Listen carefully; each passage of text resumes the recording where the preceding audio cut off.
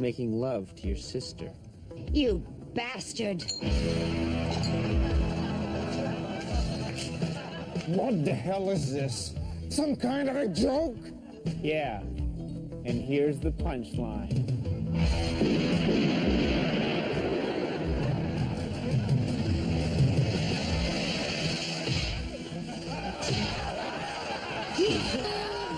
Oh, you've got such strong arms. I like that in a man. What would a young, virile man like that see in an old bag like you?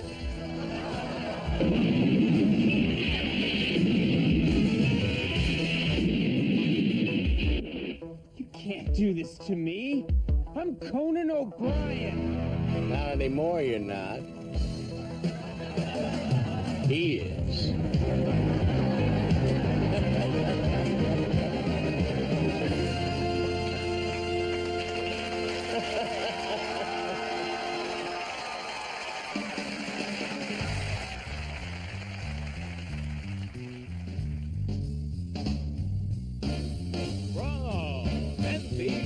Studios in New York. It's late night with Conan O'Brien.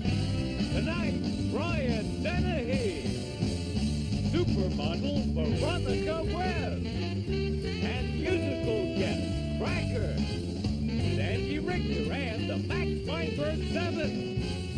Seriously, I wouldn't bring just anyone in this booth. You are one classy lady. Now, here's your host, Conan O'Brien.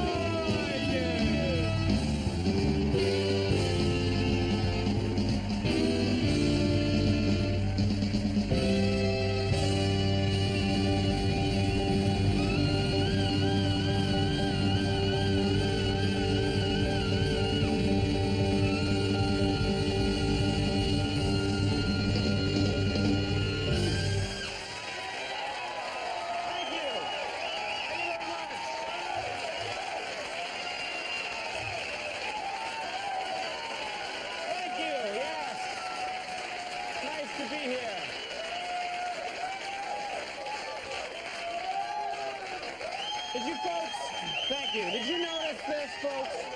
Did you notice, ladies and gentlemen, I mentioned this the other night, but that high note the band hits at the end, that's me. That's me hitting that note. Did you actually hear it? I go like this. Max, explain to them how hard that is to do if you're a musician. It's one of the hardest notes in music to hit, and you do it, and it's so nice. Ladies and gentlemen, I've had surgery to hit that note. Thank you. Thank you very much. Thank you.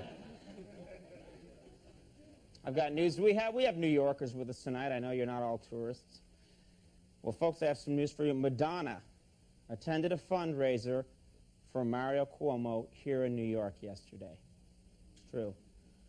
And I was thinking about it, they actually have a lot in common.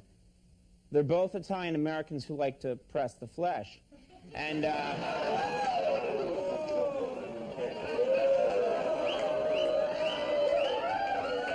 I'm just straightening my tie now. There's a big outcry. Due to big outcry, you heard about this, raised by historians, about the Civil War battlefield. Well, because of this outcry, Disney has scrapped their plan to build a theme park on a Civil War battleground. Yeah. So now Disney has to move on to their second choice, Arlington National Cemetery, which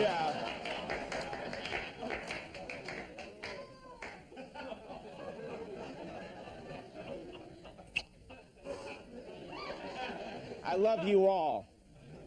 Who actually has deep feelings of love for me right now?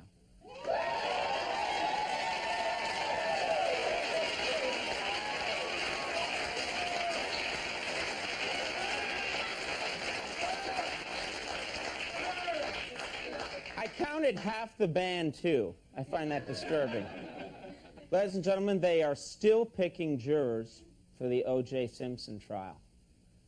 Now, it's going on for a long time because it's really tough. They're looking for people who can miss 6 months of work and are a little out of touch with what's going on. True. So I thought to myself, why don't they just get 12 baseball players?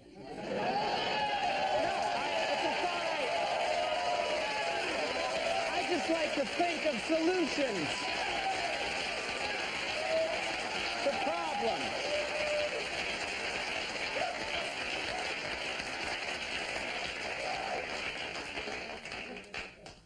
Ladies and gentlemen, tonight's show is sweating. It's so good. Who can smell it? You can smell it, can't you? It smells like a gym locker in here. Tonight's show is so good. We have actor Brian Dennehy with us tonight.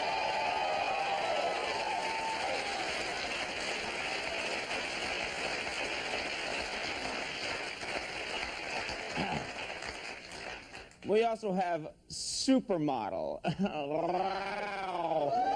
Veronica Webb is here. She's a supermodel. There's no stopping her. And last but not least, I'm very excited because our musical guest tonight, Cracker, will perform for you people.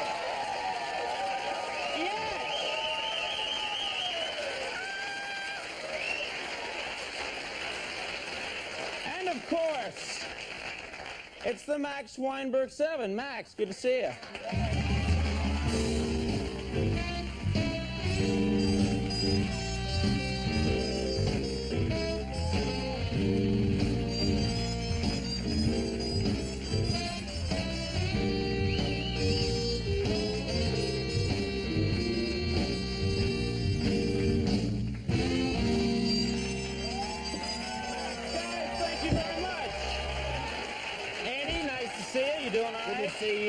You okay? I'm fine. Andy, are you a big sports fan? No. No, Andy, I'm not here to challenge your manhood. But I mean, you know, you get in trouble saying that kind of stuff on TV. Andy, I just sang a note only a eunuch could hit. All right, then I'm not a sports fan. Yeah, you shouldn't feel at all ashamed around me. All right. No, I'm excited, Andy, because you know this big baseball documentary that's out right now? Oh, yeah. A lot of people are watching it. Well, ladies and gentlemen, tonight is a really exciting night for me because, well, I'm here to announce that Ken Burns, the Civil War and baseball documentarian, has decided to make an 18-and-a-half-hour documentary about me. That's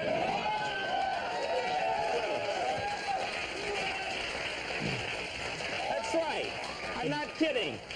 18-and-a-half hours on my life. And I was blown away when I heard about it. I really was. I'm overwhelmed. And we actually tonight have an excerpt to show you of this historic documentary. I don't know why people are laughing, frankly. We have this excerpt to show you. This is a big night for me, so enjoy now this excerpt from Ken Burns' documentary on moi.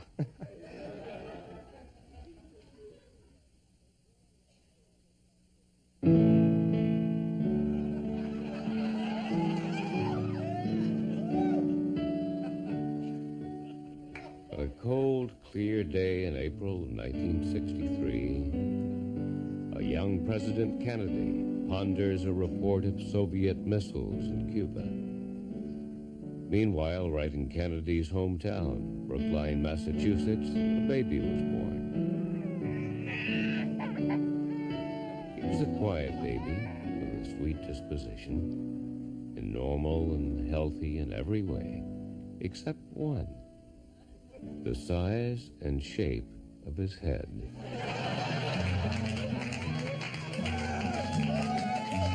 It measures just 9 inches in circumference, weighs only about 5 ounces, and is made of cork wound with woolen yarn, covered with 2 layers of cowhide, and stitched by hand precisely 216 times. There was always something magical about Conan. Those who met him could tell right away, this guy is really special. Those who didn't know him, they could tell too somehow. I don't know how they did that.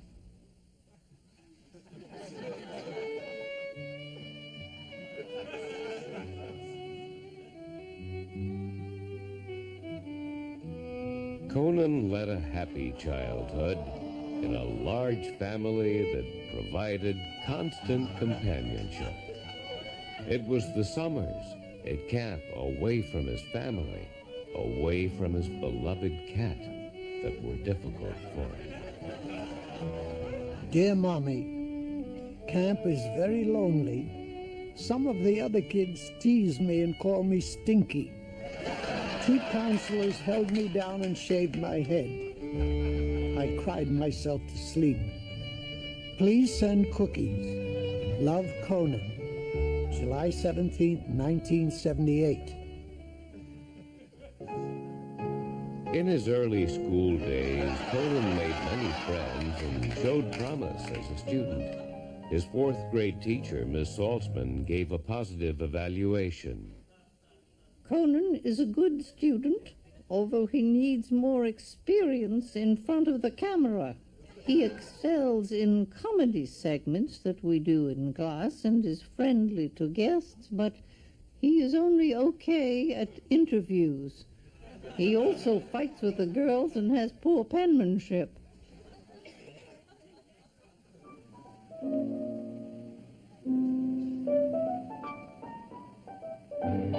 Conan's aspirations to be a talk show host came as a surprise to most who knew him. They thought he'd be a dancer.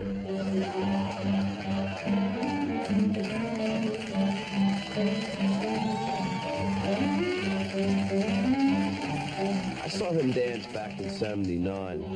And back then, man, no one could touch him. I mean, he was the best. I mean, he would make you ashamed that you would ever try to dance in your life. And I watched him dance, and I almost got like a lump in my throat. I mean, I'm being serious.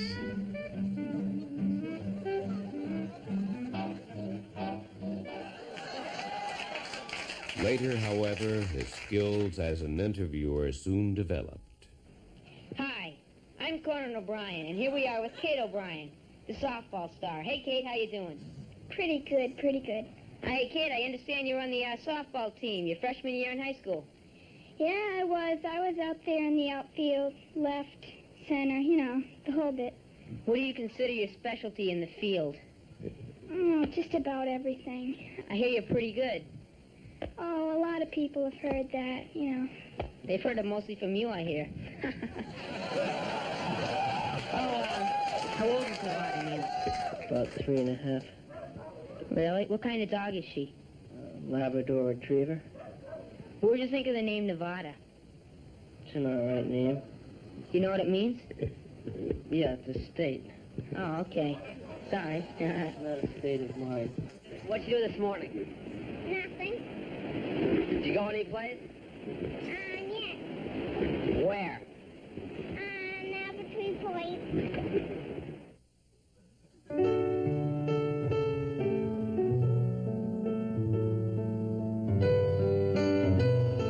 Although Conan had many friends, he was slow to discover girls.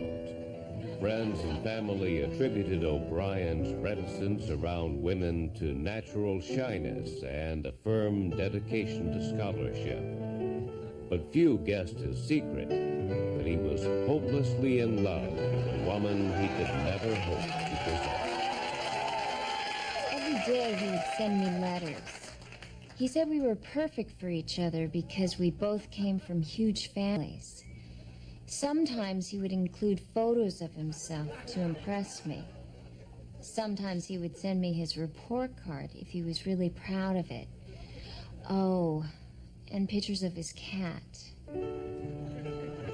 Dear Maureen Marcia, straight A's this semester. Mother said you'd be pleased. You're so much prettier than Jan or Cindy. Isn't my kitty pretty? Write back, my love, or I'll cut off my ear to prove my loyalty. Your future husband, Conan. I got a lot of letters back then, but I have to say, Conan's creeped me out the most. But Conan's interests didn't stop there. Dearest George Sewell, you are the light of my life. The courage that you display on the bridge of the Enterprise is breathtaking. If I can't spend the rest of my life with you, I shall die. With love, Conan. January 10th, 1976. I get up to 4 letters a day from this Conan. Of course, it's not unusual for a young boy to look up to the helmsman of a starship. But I gotta admit, it did creep me out. Grace and grace, how sweet the sound that saves a wretch like me.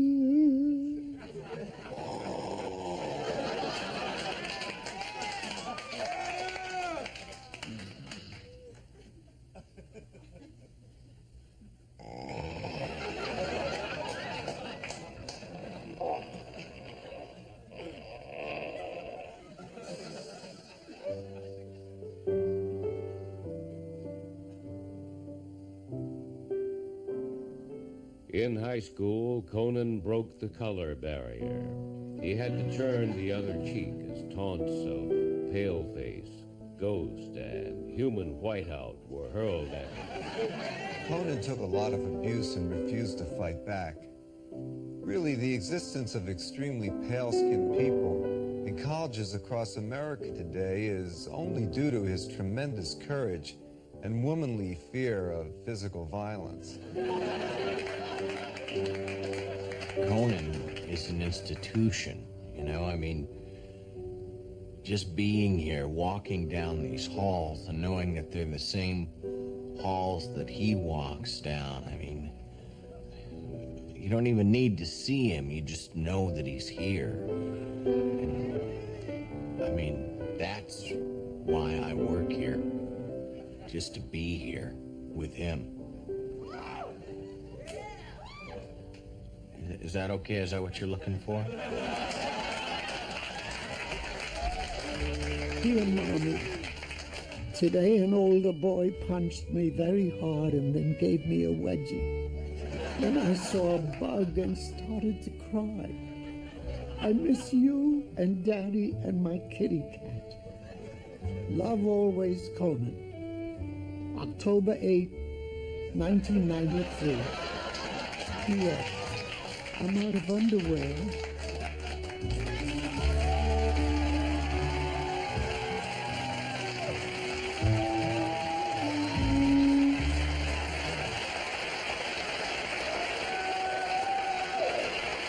I'm all right. I'm okay. Ladies and gentlemen, watch for that. Coming soon to a theater near you. All right, folks, we'll be right back with Brian Dennehy. We'll see you in just a second.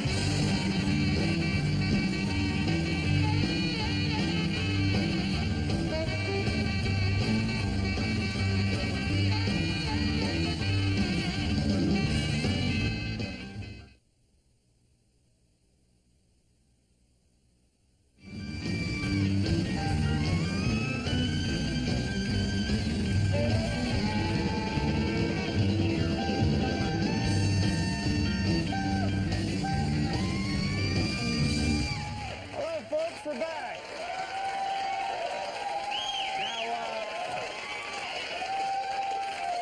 Now, as we head into October right now, I'm reminded that this weekend would have and really should have been the conclusion of the baseball season.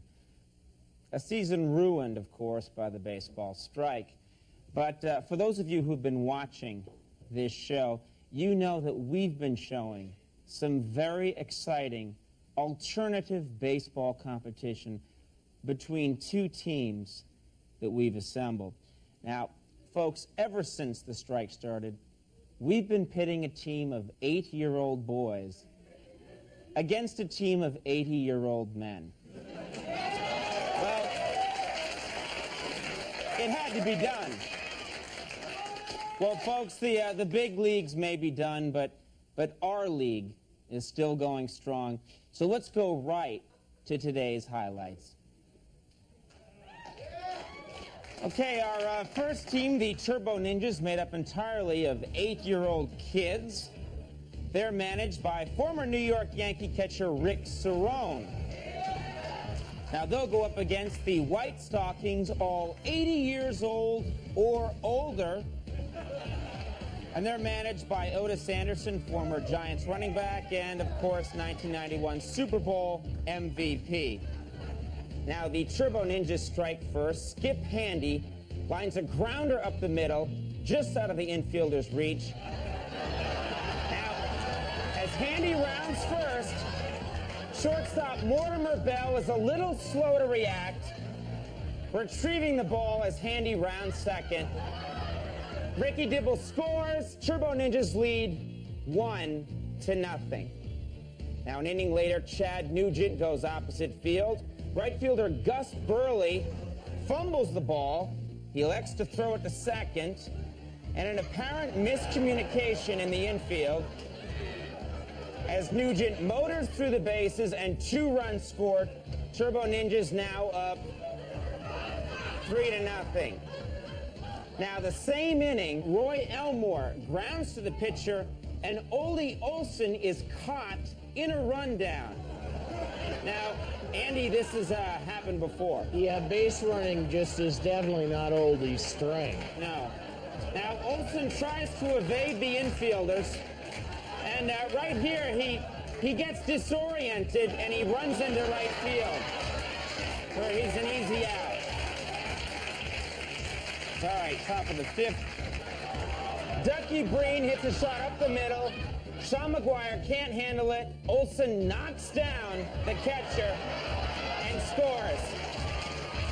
Andy, I tell you, Carl Oldie Olson was relentless. He takes no prisoners, you know. I mean, all you have to do is look at his work at second base. Look at him. When the ump's not looking, he'll do anything. He's a desperate guy. Yeah. Really a desperate guy, and he Look at plays that. for keeps. Well, right now we go to the 8th. White Stocking pitcher Maxie Ganger hits Eric Rutter.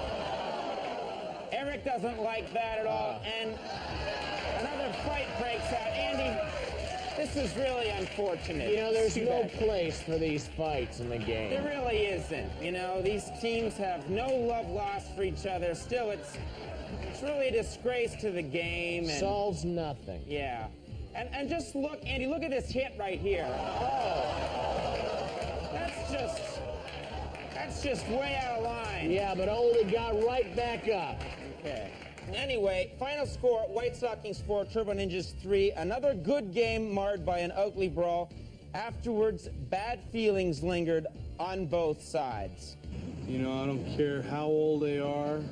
They're barely able to walk up there. We're going to knock them on their butts. In my day, a steak dinner cost a nickel. The old men suck. It's no fun. White stockings. White stockings. White stockings.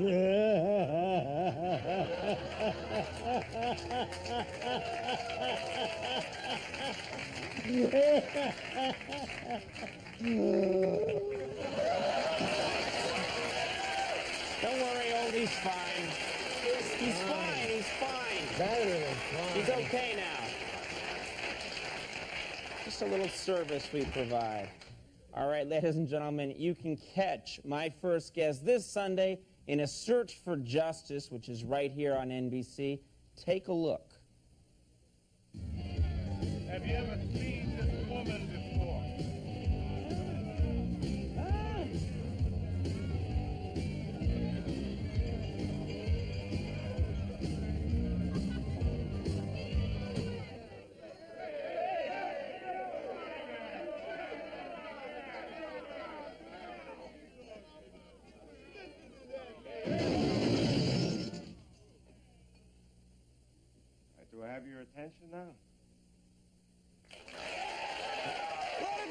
gentlemen, please welcome Brian Dennehy.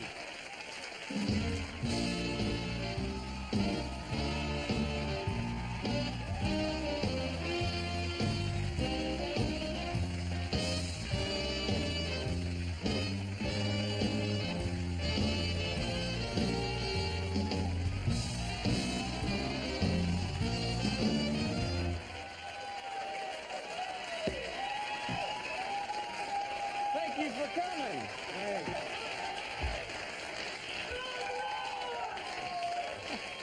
Wow.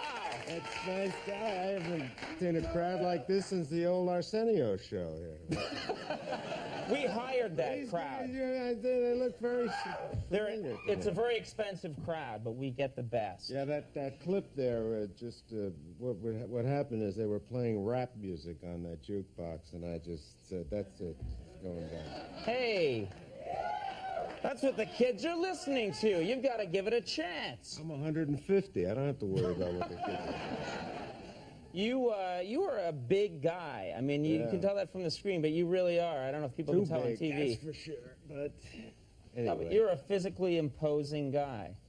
Do you have trouble in a... You wouldn't have trouble in a bar like that, would you? You could walk into a bar. No one would pick on you. At my age, yeah, of course I would have trouble. But I don't do that anymore. See, I mean, there was a time when I, had my little incidents. It was usually some guy about 5'4" who said, you're not so tough. And usually they were right. Really? You actually got into bar fights? Yeah, it's hard to believe, isn't it? But there was a time when I actually did do things like that. The last one was in Chicago. I was doing a play in Chicago 10 years ago, and somebody said something nasty to a friend of mine, and I gently remonstrated with him, and he hit me with a bar mug, and I went down, and so Really? I'm laying there bleeding in the sawdust saying, Brian, you're too old for this. And I was. So I don't do it anymore. Time to stop. I'm trying to get Andy to stop brawling in bars, and he just won't listen. He just does his own thing his own way. He was in the China Club last night, beating up about 3 guys. You heard about that. It's true, China Club. But he wears a different kind of outfit. It's all that leather and brass and stuff. That's just Andy. His personal life is his business. Now, this Jack Reed program we saw, you wrote and directed this? Is that right? I co-wrote it with Bill Phillips, who's my writing partner, and it's based on an actual cop. Jack Reed is his name. He's a deputy sheriff in Chicago, a terrific guy, and a real cop.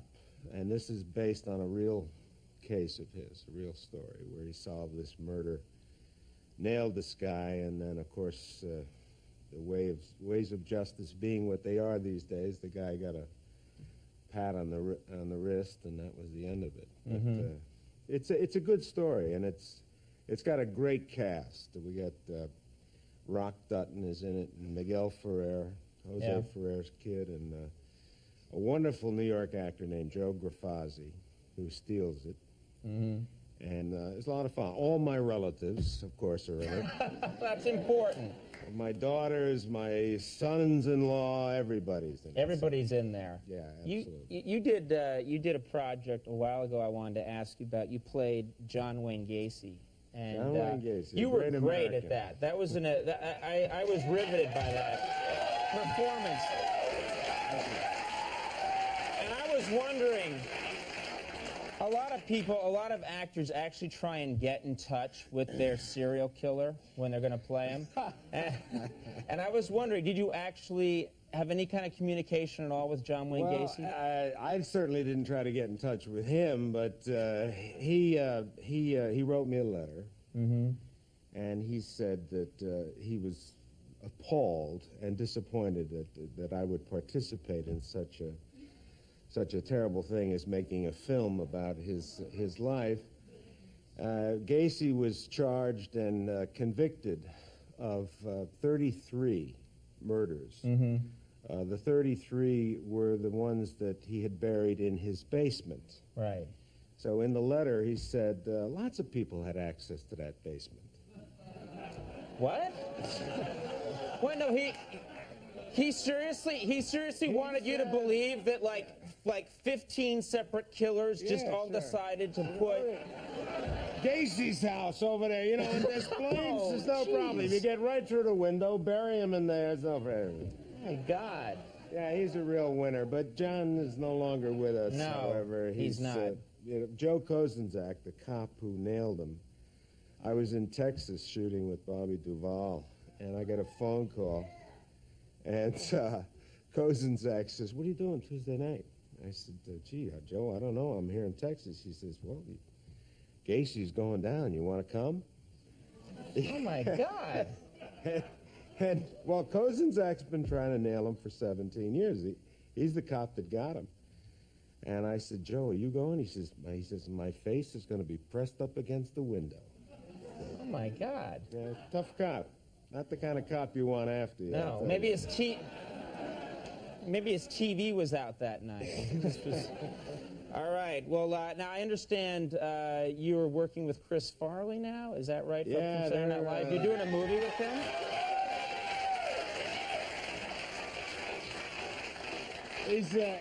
He's the only actor in Hollywood that I can interchange my pants with, you know. We both have the same... That's a great bumper for the movie. That's a great slogan for the movie. Chris, you're wearing my pants again. Get him off. But he's terrific. He and David Spade and I and Bo Derek and Rob Lowe. Wow. Are doing a picture in Toronto. It's the weirdest picture that I've ever worked on in my life because, of course, these guys are down here 2 or 3 days a week. So we're up there for 2 or 3 days a week. I don't know how these guys are going to survive it. They're getting on a plane tomorrow night at 2 o'clock after they do SNL, and then we shoot Sunday morning. So, but Farley is wonderful. He's just... Are you keeping up with him? Crazy man. Oh, man, forget about it. He can't stay in my league. We do this bit... We do this bit where I'm supposed to... We're father and son, and we do this dance and song and dance routine, which, of course, being the movies, it goes on forever. We did 150 takes, and I can't imagine why, because we were dancing so well. Yes, What do you mean we got to do it again? What are you, crazy? I see you as a dancer. Yeah, I'm a great dancer. Farley's even better. The problem was he was wearing my pants. But anyway, so David Spade came over to him, and he said to him, he says, "You know, he's the one that's supposed to die of a heart attack, not you." In the context of the movie, because Chris was panting. So was I, however. Well, that's a nice image I have in my head now. I can just think about that. You All right. you look for something to look forward to. Me and Chris Farley sweating profusely. See that film? That'll sell a lot of tickets. All right, well, I should mention Jack Reed's Search for Justice is this Sunday at 9 o'clock on NBC. It was very nice meeting you, Brian. Best of luck with everything. Brian Dennehy, everybody. Folks, we'll be right back. Stick around.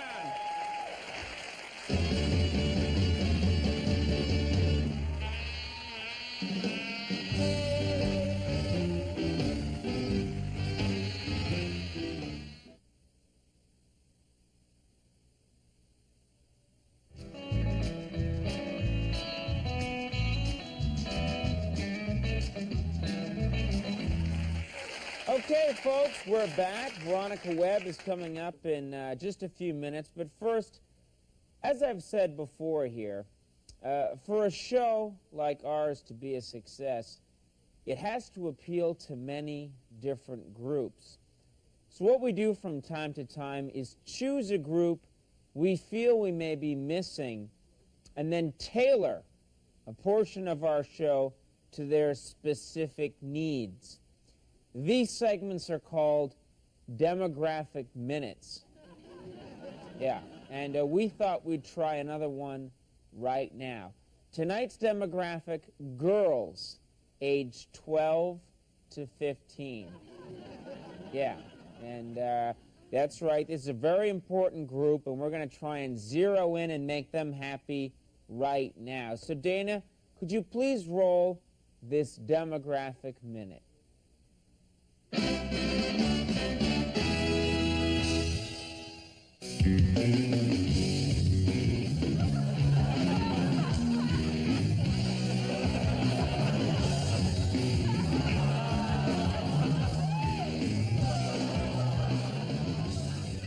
It's for you. It's Brad Pitt.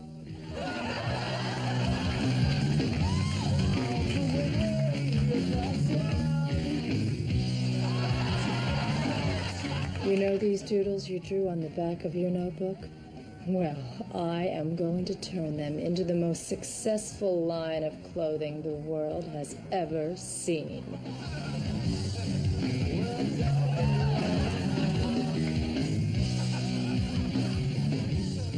Would your boyfriend like to sleep over? It's all right with your mother-in-law.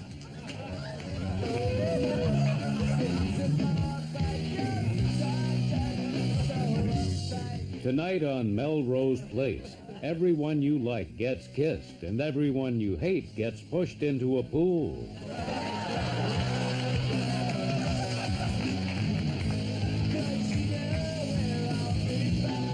I find you more beautiful than Claudia Schiffer.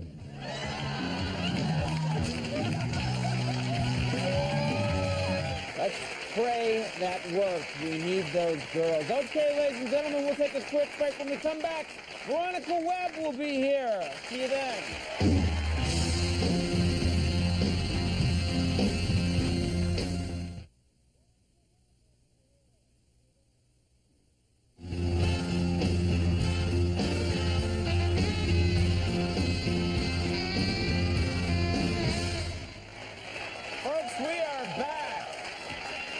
See you. So now, Max, I understand we have a special visitor with us tonight. Could you tell us who it is? Well, that's true, Conan. We do. The boys and I are real happy to have a good friend sitting in with us tonight. My longtime colleague in the E Street Band, Gary Talent, on the bass. All right, thank you very much, Gary. It's a pleasure to have you with us. Folks, not only is my next guest one of the most beautiful women in the world, she's also an actress and a writer as well. It's a real pleasure to welcome her back to the show. She's not just a model, man, she's a supermodel. Veronica Webb.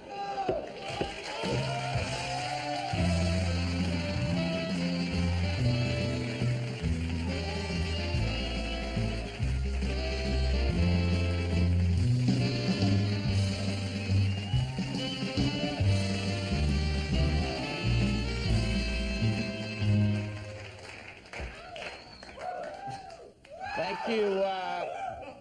Thanks for coming, Veronica. Wow, I'm glad I'm here now. Yeah, we should explain something right up front. You're in a great deal of pain right now, aren't you? You could put it that way. I just had all 4 of my wisdom teeth out, but... Wait, that really hurts, actually. It does really hurt. We do this to all the guests backstage just before they come out. I'm sorry, it's a procedure here at the show.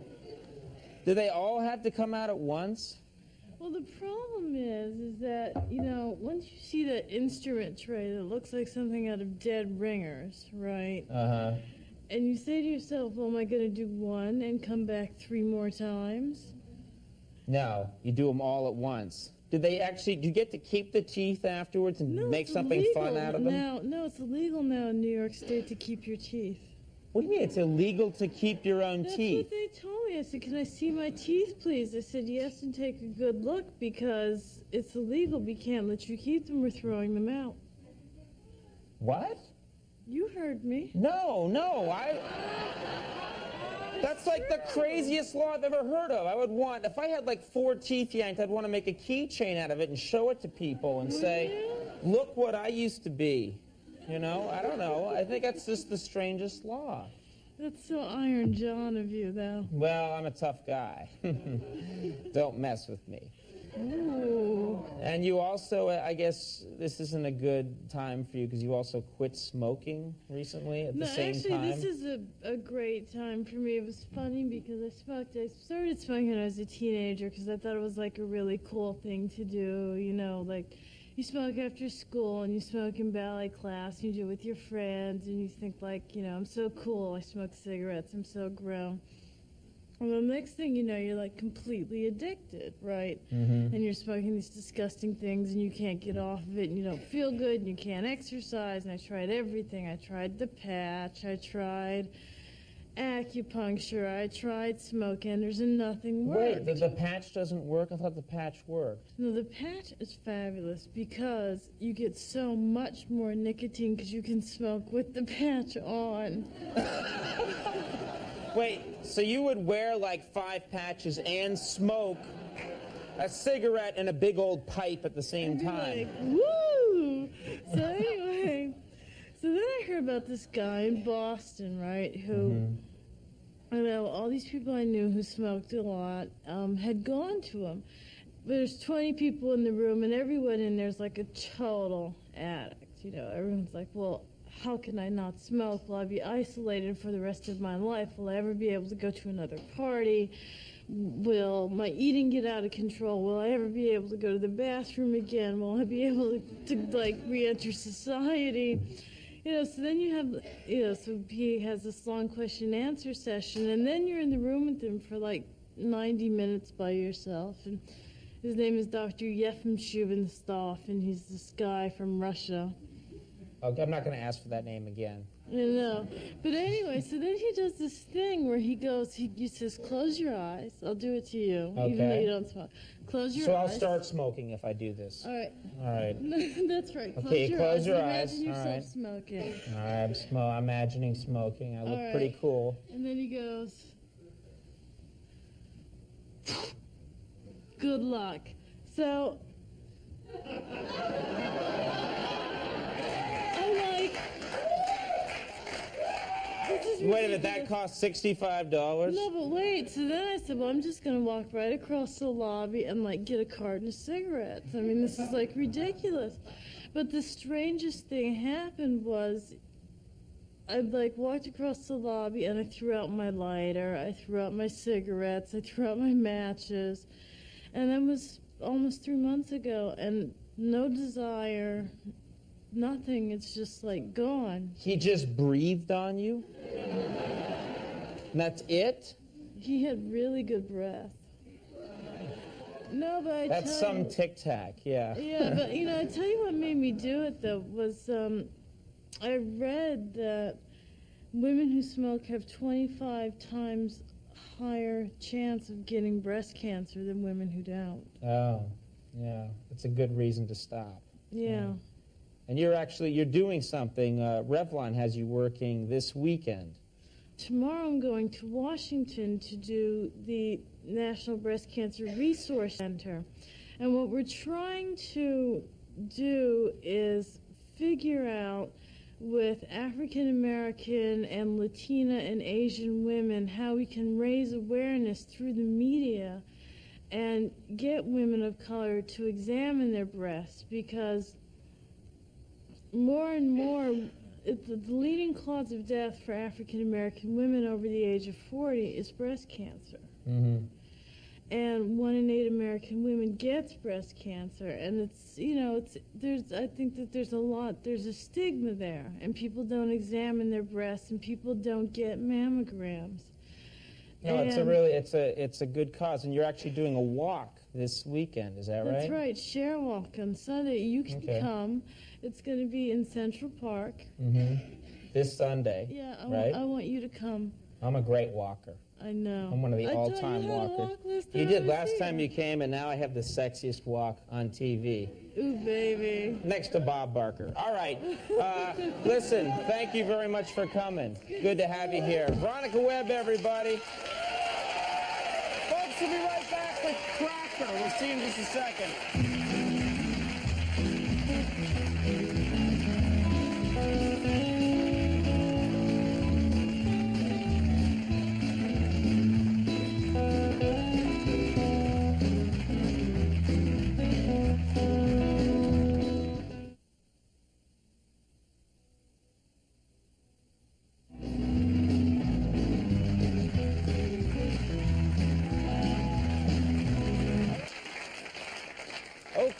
back. Now, ladies and gentlemen, we got a great show going here tonight. Cracker is coming right up. But first, please enjoy the classic film Casablanca, dubbed by children. I can understand how you feel. You understand how I feel. How long was it we had, honey? I didn't count the days. Well, I did. Every one of them. Mostly I remember the last one. The wild finish. A guy standing on a station platform in the rain. A comical look on his face because his insides have been kicked out.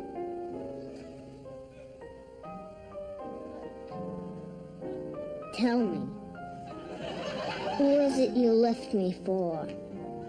Was it Laszlo, or were there others in between? Aren't you the kind that tells?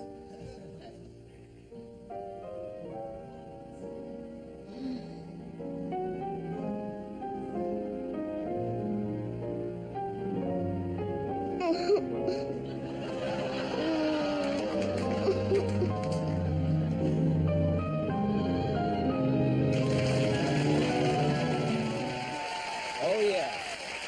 That film still holds up. Okay, folks, we'll take a quick break. When we come back, Cracker will be here. You gotta see that. We'll see you in a minute.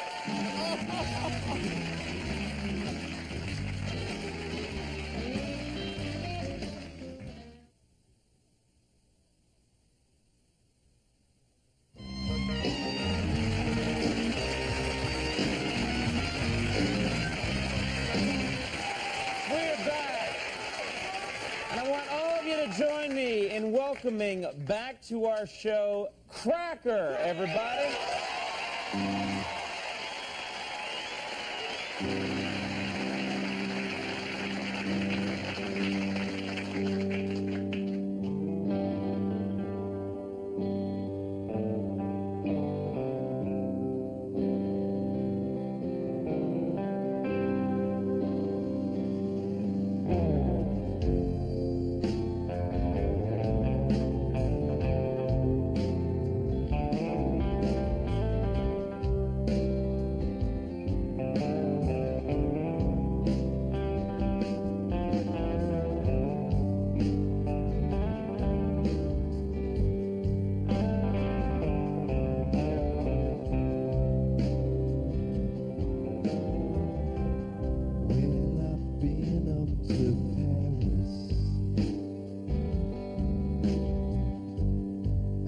I slept in the park.